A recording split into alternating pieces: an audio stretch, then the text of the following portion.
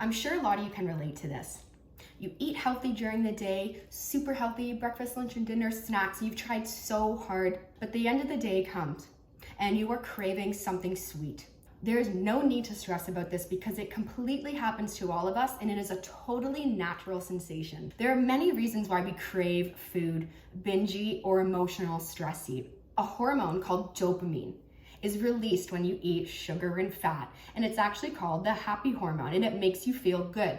No wonder why you're always like, oh yes, was the craving I needed, or you always feel a boost of energy when you eat that food. Now, this is where a cycle happens. If your levels of dopamine are low, this can cause you to start binge eating and emotional eating with certain foods that you may be trying to avoid. The key is to find how to naturally increase this happy hormone called dopamine without going for food or looking for that emotional lift that food can bring you. Especially when a lot of these foods that we are craving are sugar and fat. And these are two of the most addictive substances, and they can and have been proven that they can have a damaging effect on our health. We do not want to overeat these foods, especially at the times when we are feeling low about ourselves. Maybe you find you're eating when you're bored or stress eating, but this is not a healthy relationship to build with food in the long term. There are some key tips that can help you stop emotional eating and that stress eating, craving, binging sensation.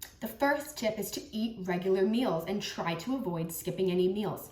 Having 3 regular, steady, big meals a day can help you feel sustained and avoid that snacking sensation. A second tip would be to remove the foods that trigger you. If you are going grocery shopping, avoid buying the foods that you know you are going to snack on late at night. This is your best bet, is to not have them in your pantry. Third and last best tip, in my opinion, is to balance your macronutrients throughout the day. This is a great analogy that I would like to show you to discuss a little bit more of the relationship between why nutrients are so important and getting a balanced amount of them. For example, we have sugar and steak, or protein. Sugar is digested as carbohydrates. There is no vitamins and minerals, there is no protein, and there is no fat. It is strictly a carb and a sugar. Steak, or protein, on the other hand, vitamins and minerals, protein, and fat. There is no carbs, and you can see the missing links here. They are basically the complete opposite, which is why if you were to eat a day's worth of sugar, and all you ate during your day was sugar, there's a high chance you would be craving vitamins and minerals, protein, and fat.